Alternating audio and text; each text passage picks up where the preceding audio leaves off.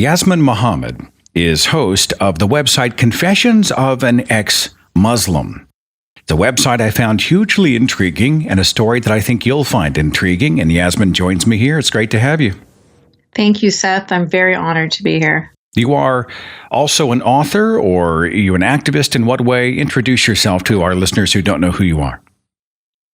Yeah, so I did write a book called From Al-Qaeda to Atheism. It's not yet published, but I hope to get it published soon. It's just a memoir of my whole journey of leaving Islam, basically. Actually, it starts from when I was a kid, and then all the sordid details are in there. Now, hang on. Not just Islam. Al-Qaeda. Come on, you got to tell me more about that. What's the story? So that's jumping about 20 years into my story, but that's not actually you can take me back to the beginning if you want. What serves the story best? You tell me. No, that's fine. That's actually the part that people are most interested in, obviously. When I was about 19 years old, I was forced into a marriage with a man who was sent here to help with the 9/11 effort. He was working with bin Laden. And actually he entered Canada with a fake Saudi Arabian passport from Afghanistan. So this was pre 9/11 when we were very innocent. But of course now if an Egyptian man with a fake Saudi Arabian passport tries to enter from Afghanistan, that's a lot of red flags. But he entered Canada and he claimed refugee status, and I had no idea that he was an Al-Qaeda agent until I was approached by CSIS, who are the Canadian CIA, and that's how I found out. And eventually got away from him, and I had a daughter with him. Took my daughter, escaped, he was imprisoned in Egypt for 15 years, hard labor. Those 15 years are up. So I don't know where he is or what he's doing right now. Do you fear for your safety?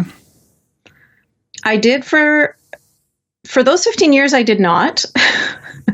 But now that I don't know where he is or what he's doing, and obviously now I'm very vocal, so it's different, but I am using a pseudonym as well. My daughter is safe.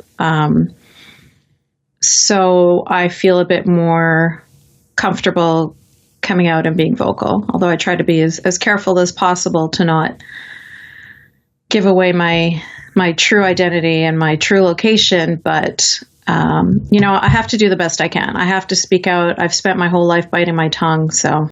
Well, Yasmine, I'm showing your face. Is this a problem? Yeah. People are seeing your face. Do I need to, rethink this? Do we need to do an audio-only interview? You tell me. No, that's fine. My face is everywhere. I'm not like going to be recognizable on the street or anything like that. I'm definitely not at that point. If I do end up, if what I'm doing does get me to the point where I'm like having to have security 24/7, like the way Ayaan Hirsi Ali does or something, if I get to that bridge, I will cross it. This is a commitment. Before I started doing this, I had to be okay with that being a possibility. Yasmine, why do this? What drives it? Was it your background in the faith? Interestingly, what drove it was the catalyst for this whole thing was that famous episode with Ben Affleck and Sam Harris on the Bill Maher show. So after that episode... Now, flesh that out, though, for my listeners who didn't see the episode, what Affleck did. Okay. Sam Harris and Bill were trying to talk about Islam in the same way that we would talk about any other religion, and they were dissecting it, and Sam was talking about the concentric circles, and you've got the moderate Muslims and conservatives, the jihadis, et cetera, et cetera. Everything he was saying was making total sense. I actually was impressed that he had such in-depth, intimate knowledge of Muslims. And then Ben Affleck just started to call Sam and Bill gross and racist, and he said Muslims just want to eat sandwiches. You're coming up with all of these, crazy slurs, and he was shaking, he was flailing, he just really got very angry. But why are you so hostile about this concept? It's gross. It's racist. It's not. But it's so nuts. It's like saying those stateless, shifty Jew. And I was watching that episode, and I was thinking, gosh, Bill, Ben needs to get on his meds. Like, he needs to relax. Like, these guys weren't saying anything offensive. But then the next day, my Facebook was covered in people who were praising Ben Affleck. And they were like, yay, he stood up for the minorities, and oh, he's such a great guy, and oh, now I'm going to watch Batman. And I'm like, what is happening on this planet? And so I felt like I needed the narrative that was out there that was these are my friends. These are people that they should know better. But I had kept it a secret. I'd never mentioned to a soul that I used to be Muslim, partly because I was living in the Middle East for 7 years. And so of course, I don't want to mention that. I was living in Qatar, where it's punishable by death for leaving the religion. So a lot of people that had known me for 10, 20 years had no idea that I used to be Muslim. And so I decided that I had to speak up, and I had to start to counter this dominant narrative, which was totally and completely wrong. And I also felt that everything that Sam Harris said was 100% spot on, but people were unwilling to listen to him because of the color of his skin and his sex. Well, and there's a huge culture of people who are already screaming Islamophobe when it comes to Sam Harris. And of course, right, Ben Affleck then playing right into the people's hands, the Islamist hands who use Islamophobia as a term, as an insulator against criticism, right? If you criticize the religion of Islam, if you go after the Quran, if you go after radicalism, they just cry Islamophobia, and supposedly they're off the hook, right? So he just plays right into their hands. Yes, it was terrible. It was. And I think that day was a catalyst for a lot of people to come forward. I know it was the case for Lalo Dagash as well. And that's what happened with Dave Rubin. That's what caused him to leave the Young Turks. But anyway, I felt that I was sort of had like this barrier around me, this protection, because I was a woman and because I had brown skin. And so I could say the exact same things, and people wouldn't be able to shut me down with calling me gross and racist. They'd actually have to counter my words. So, of course, quite often what they do is they'll accuse me of being some Western white woman that knows nothing. And then I'll say, well, no, actually, I'm from an Arab Egyptian background. And then they'll say, oh, well, you don't know anything about Muslims. I'll say, well, no, actually, I was a Muslim for a good part of my life. And then the third response is usually to block me. Is Islam a different animal? Like, is Islam the most dangerous religion on the planet today, in your opinion? Because quite often what I see happen is I'll post something from the Quran on the Thinking Atheist website or elsewhere, and there all of a sudden seems to be a reaction where they say, oh, yeah, but in the Bible, and they just reshift back to Christianity as if the two culturally, in terms of influence, in terms of activity and action, in terms of the headlines and beyond, are exactly the same here in the year 2017. And it's bizarre to see this sort of, it's almost I don't know if it's an apology. Is it a fear of criticizing Islam? I don't know. What's your take on Islam in the 21st century? Well, I agree with you, and I think it's very obvious that it is the most dangerous religion right now. There are Islamic theocracies that are very powerful, politically powerful, very rich, and they're causing a lot of damage, and they're affecting millions of lives. So, and the fact that there are people being killed across the planet daily because of Islam, I don't think that that's even a question. Like, I think it's just so obvious that, yes, of course, it's the most dangerous religion we have right now. I get very frustrated with people that do that to me too. And I think that what they're trying to do is, what they're trying to say is, Islam isn't the only bad religion. Christianity is also bad. And it's like, I don't disagree with you. Like, that's fine. However, right now, this is the problem we're dealing with. So, I responded to one of these guys and I said, do you run through cancer wards and say, people have AIDS too?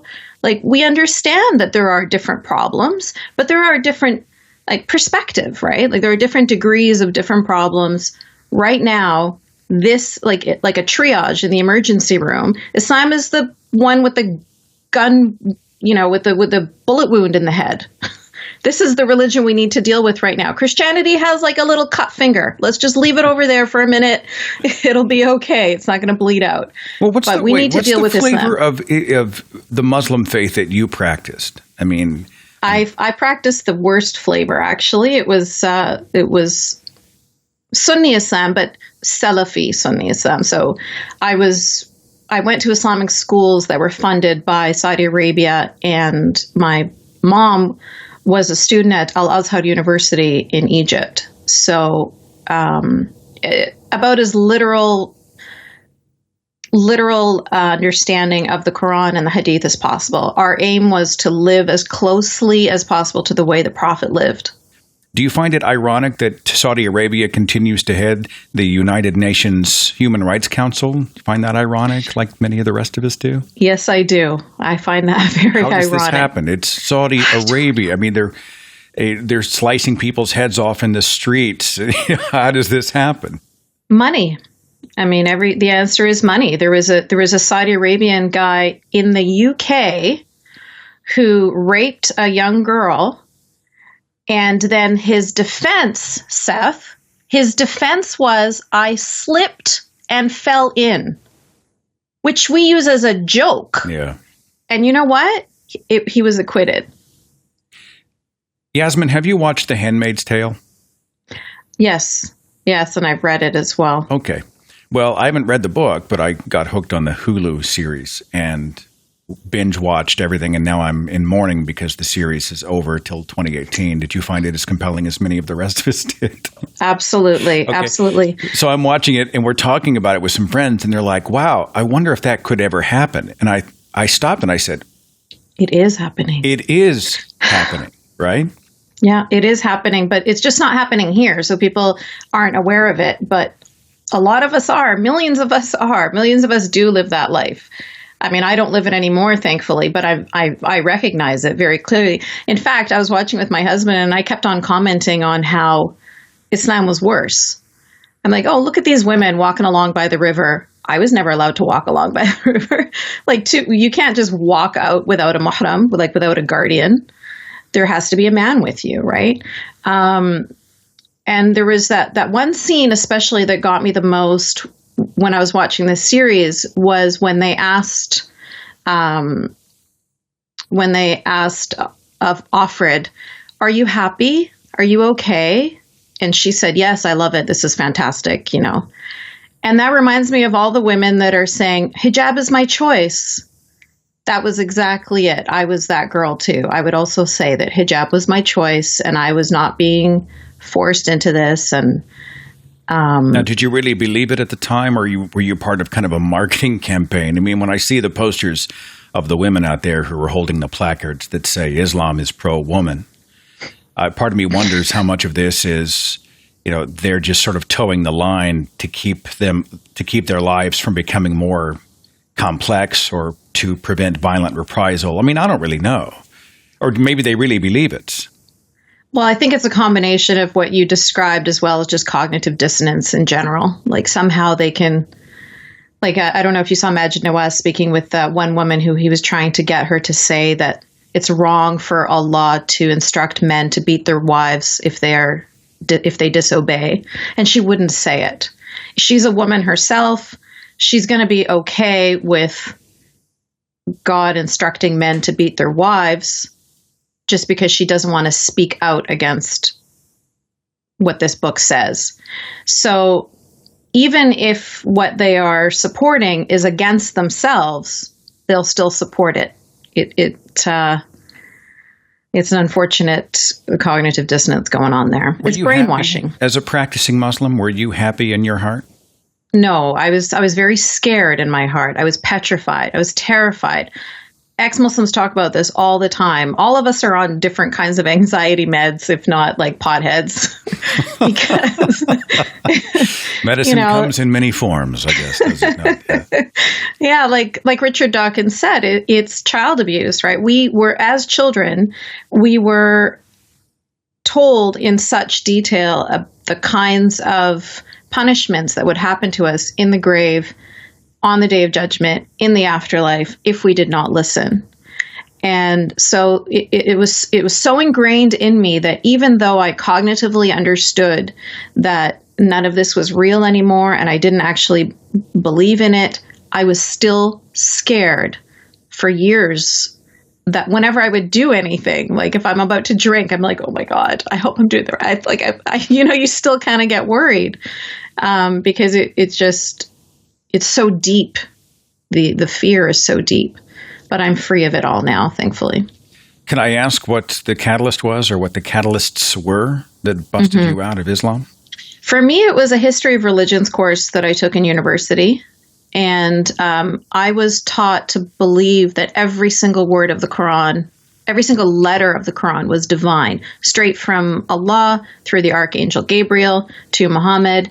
And it's just like the most beautiful book. It's the most poetic. It's the blah, blah, blah, right? So divine.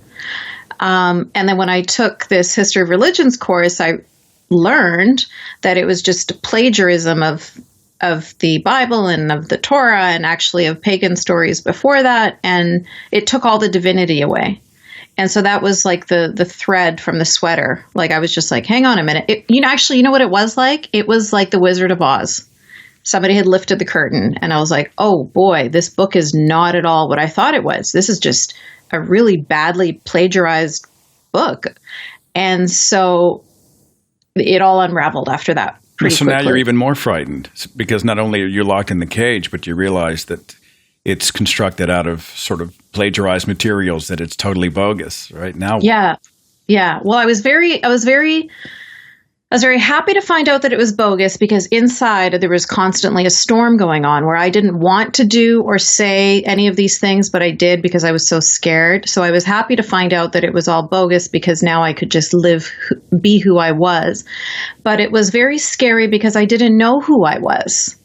I was raised, Islam instructs every single detail of your life, like how you eat, how you drink, how you put on shoes, how you cut your toenails, how you go to the bathroom, every single step of your life is outlined. So when you take that away, I did not know what to do. I didn't know how to even live. I had no clue.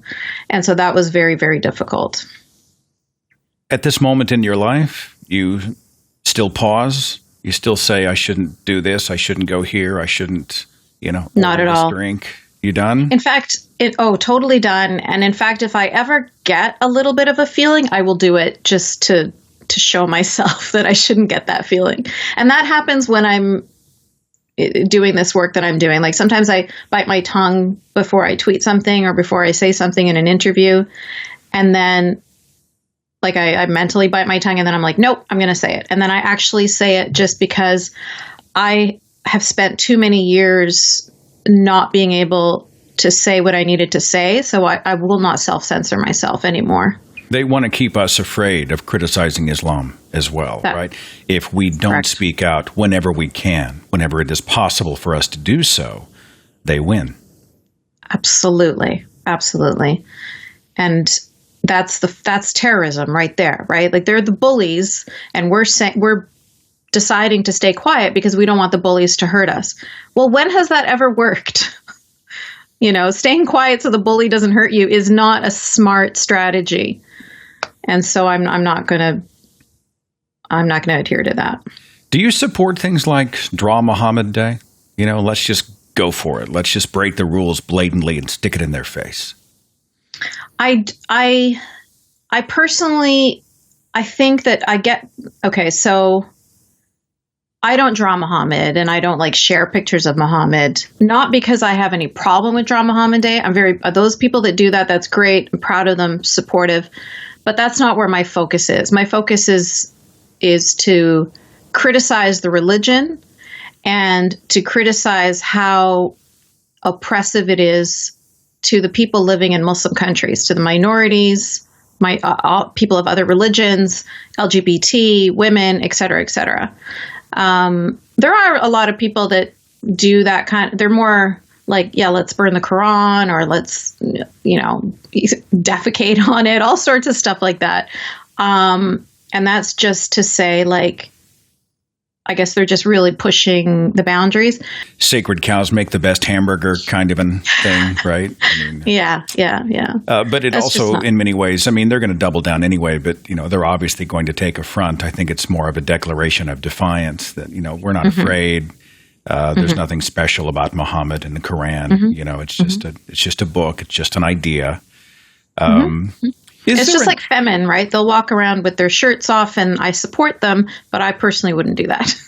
Is there an underground, and I don't even know if you can speak to this, but I'm guessing you can. Is there an underground of people who toe the line on the surface? These clerics, They walk around and they are, they're holy men, and they are living true Islam, and they're sanctimonious and self-righteous. And when nobody's looking, they're doing the same stuff everybody else is doing. They're on the black market getting the stuff they shouldn't get, the books they shouldn't read, the porn they shouldn't watch, the drugs they shouldn't smoke. I mean, I hear stories that, what about you hypocrites? True? Yes. Yeah. In fact, it's worse than you or I would do, because we're not repressed. So people that have to live that kind of life all day long, like be a double personality, and are not allowed to do or say what they actually want. Once the lights are off, or they're they're hidden in a room or whatever, they're way worse. I mean, you mentioned porn. Like, if the statistics are, like, Pakistan is the number one place that's downloading, like, bestiality and all sorts of ridiculous kind of porn, right? So it's because they live in such a repressive society that they actually go way worse than the rest of us. What do you do on your website? I mean, what's it about? What's the content? Well, it used to be a blog where I was just writing about my life and just talking to people and sharing stories. And then what I did was I collected all of those blog posts and I turned it into, I guess, the first draft of my memoir. And now I just post, like, the different articles that I've written or the different interviews that I've done. So when we're finished this, I'll post it on there. And I also have, like, a little an area where people can connect with me, like they can contact me. And I get emails all the time from people all across the world who are not openly ex-Muslim, but they are in their minds, and then they're just trying to find somebody that they trust, that they can talk to, because it's very difficult to know who you can trust. Yasmine, what do we do here in a nation that promotes and celebrates the freedom of religion? They're putting up the mosque, they're celebrating and practicing their faith, a peaceful version of Islam, right? They pray 5 times a day. They're like cultural Christians, right? We know those people exist. What do we do with the problem of Islam in that context? I think that's the problem here, is when it was, because there's religion attached to it, and there are good Muslims and there are not so good Muslims, and it's hard to tell the Germans from the Nazis, right? You can't just tell by looking at them. And so I think that's what's causing us the biggest problems right now, where people get too worried about Islamophobia and offending Muslims that they're not looking at the other side of the coin, which are the Muslims that we should be afraid of and that we should be concerned about. I think that what we have to do is we have to be unapologetic about our laws and our way of life, our values here. So if we say, for example, that we want secular public schools, then they will remain secular public schools. And when a Muslim comes along and says, but I want to have Friday prayers with all of my friends, the response should be, no, I'm sorry. In the same way that the response would be, no, I'm sorry, if somebody came and said, I want to have a Bible study. But what happens, specifically here in Canada, is that they'll push Christianity out of the schools but then they'll invite Islam in because they're afraid that people will say that they're Islamophobic or they're racist or whatever. So that's the problem. If we just treat Islam the same way we treat all other religions, I mean, Americans are scared to death that Christians are going to take over and turn America into a theocracy. They're so worried about that. But but when it comes to Islam, they're like, oh no, like they have no fears whatsoever. And I don't know if it's because they don't think that Muslims are capable, like they don't understand how dangerous Islam really is.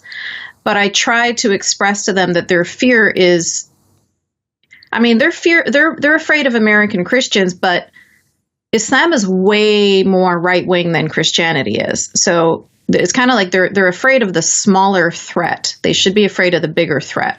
You know what keeps me up at night is, I mean, it doesn't really keep me up, but I pause and consider it. It's, you know, what's happened in the UK with these sort of subcultures where you see these Muslim groups sort of operating independently or attempting to operate independently of the rest of the culture, the rest of society. We have our own way, we have our own prayer, we have our own churches, we have our own rule of law.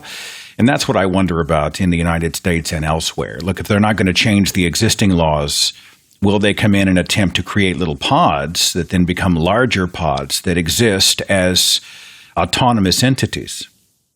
And exactly that is happening in Australia right now.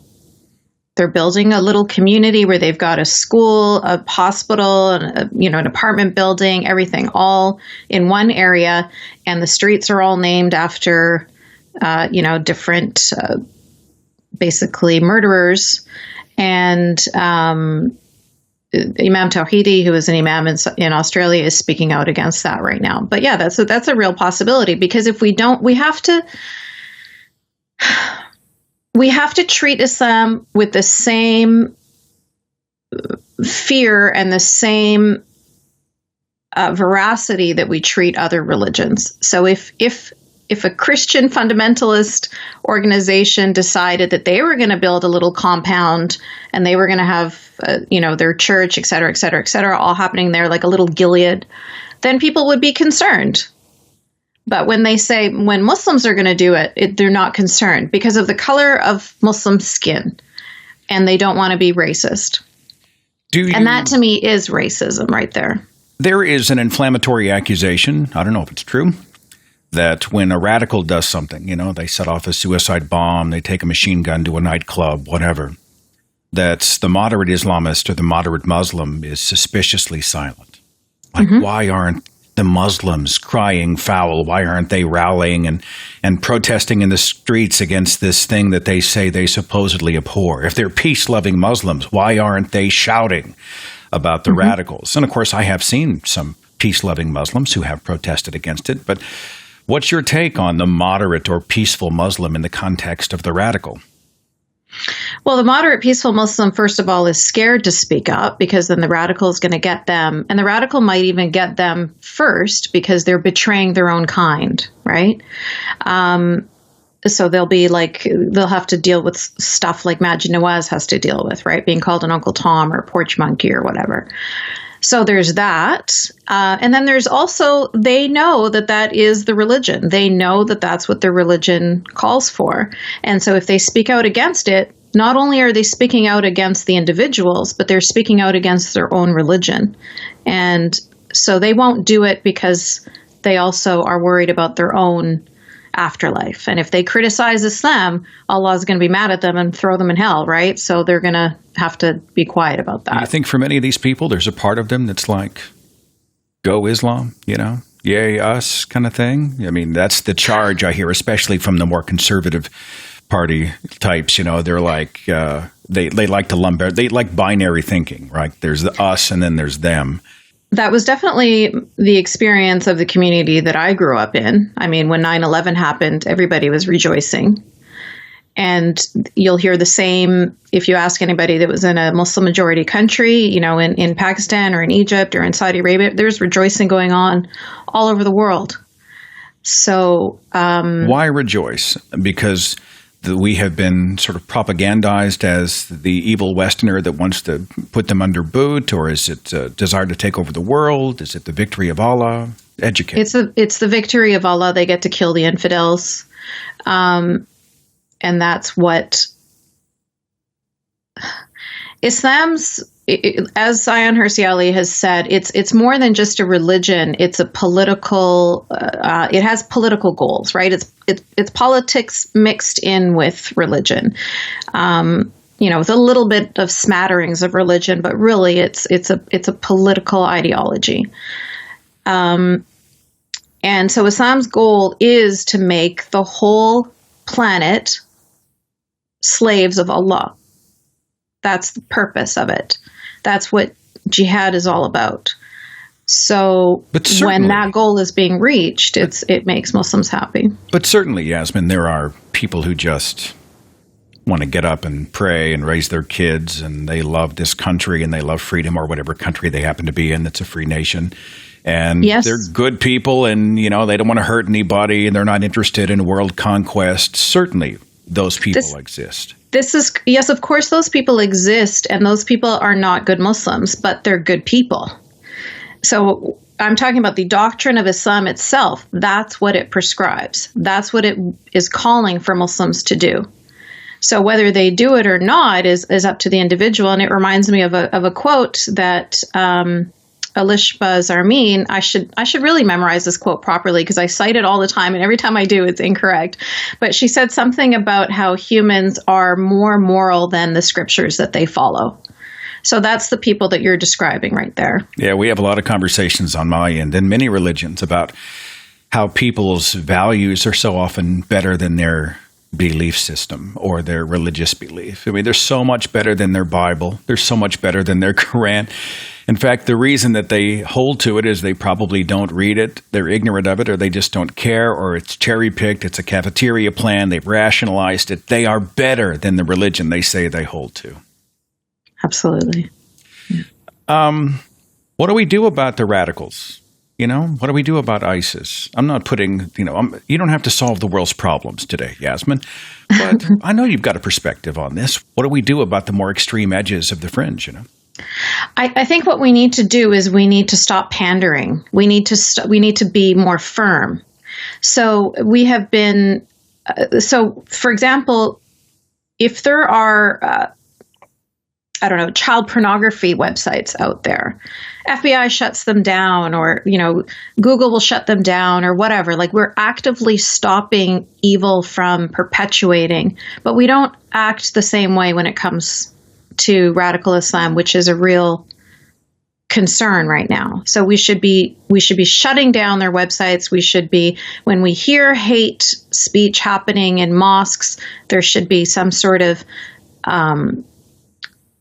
I'm not sure exactly what would happen, but there has to be some sort of consequences for hate speech. There has to be, people need to be prosecuted when they cause. So, for example, in the UK, one girl every hour enters the emergency room who is a victim of female genital mutilation. And it has been against the law for 30 years there, but there has not been one single prosecution. They decide that they want to educate the parents instead.